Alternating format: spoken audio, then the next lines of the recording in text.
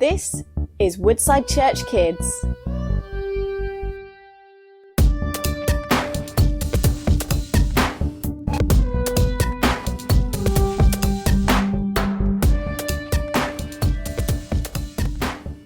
Hey everyone, my name is Matty and this is for the Kids in Engage. Last week we had Easter, which means we're starting a brand new series. We're going to be going back to the start of the Bible and looking at the stories in order week after week. And this week we're going to start with the story of creation and a couple of people called Adam and Eve. So right at the beginning there was nothing except for God. But God decided he wanted to make people that he can love and people that can love him. So he started to make everything. He created the heavens and the earth, and he made light, and he made day and night. And then he made the sky and the land and the sea. And then he started to fill the earth with plants and trees.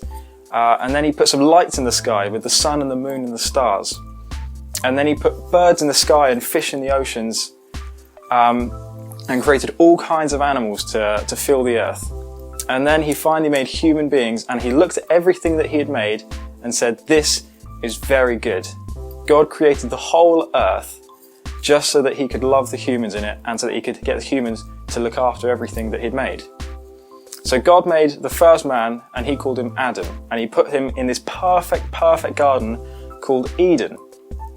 And God said to him, "I want you to look after everything in this garden. I want you to look after the animals. I want you to look after the trees. And you can eat anything you like from the trees except for this one tree called the tree of knowledge." So in this whole perfect garden, there is one tree that Adam wasn't allowed to eat from. Now you might think, well, why did God put a tree in the garden that Adam was allowed to eat from? Well, God wanted Adam to be able to have a choice. In order to be free, Adam had to choose to follow what God said or to not follow what God said. And that's why God made this tree. So Adam was looking after the garden, and God saw that Adam was a bit lonely. So he made a perfect help of him called Eve. And they were free together. In fact, they were so free they didn't even wear clothes and weren't embarrassed. And they both loved God and looked after this garden. Now one day, Adam and Eve were in the garden, and this evil serpent starts speaking to Eve and tries to trick her. He tries to convince her that God doesn't love her. In fact, he says to her, "Did God really say you must not eat the fruit from any of the trees in the garden?" And Eve said, "Of course we may eat any fruit from the trees in the garden. It's only the fruit from the tree in the middle of the garden that we're not allowed to eat. And God said, you must not eat it or you will die." And the snake lied to her and said, "You won't die. God knows the eyes will be opened as soon as you eat it, and you will be like God, knowing both good and evil." See, the snake tried to trick Eve to thinking that God doesn't actually love her. He tried to trick Eve to think that God was trying to hold things back from her, even though God knew what the best thing was for her was not to eat from the tree. But this serpent managed to convince Eve that he was right, and she took the fruit and ate some of it and gave some of it to Adam as well. And they both suddenly realised that they weren't wearing any clothes and felt embarrassed and felt shame. Them eating the fruit and disobeying God was the first ever thing that we call sin. And sin is when you do something bad that God wouldn't want. And at this point, all this bad stuff started entering the world. They felt shame, and they tried to hide from God when they heard him in the garden.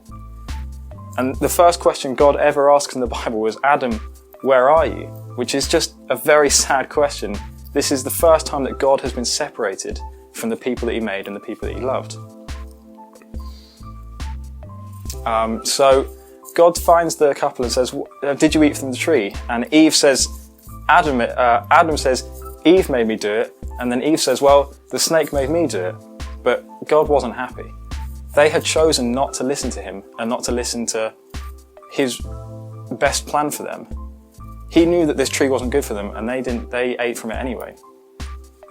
So God had to send them out of the garden, but he didn't stop loving them. When they left the garden, he made them clothes.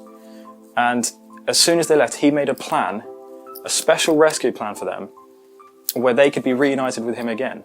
They could be together with God again. And we learn about this plan at Easter. See, God loves people. God loved Adam and Eve, even though they chose not to follow him. And God loves us, even when we choose not to follow him. So much so that he sent his son to die on the cross so that we could be reunited with God. We could be together with God in a perfect world like it was back in the Garden of Eden. And that is the story of creation and Adam and Eve, and why it's quite an important story even for us today. Now this week in Woodside Kids Weekly, I've got a couple of weekly challenges for you to try, looking at the flowers and the birds like they had in the creation story, to see how beautiful and amazing these things that God created are. We've also got a cool memory matching game and a craft for you to try where you can lift some flaps up on a tree to help you try and remember this story. And as always, I love seeing the stuff that you get up to, the crafts you make. So even if you make a craft that's not one of the ones that I said, or one of the ones that I've put in the Woodside Kids Weekly, I'd love to see it anyway. So if you can send me some pictures, that'd be really cool. And until next week, keep well, help at home, and chat to Jesus. Bye.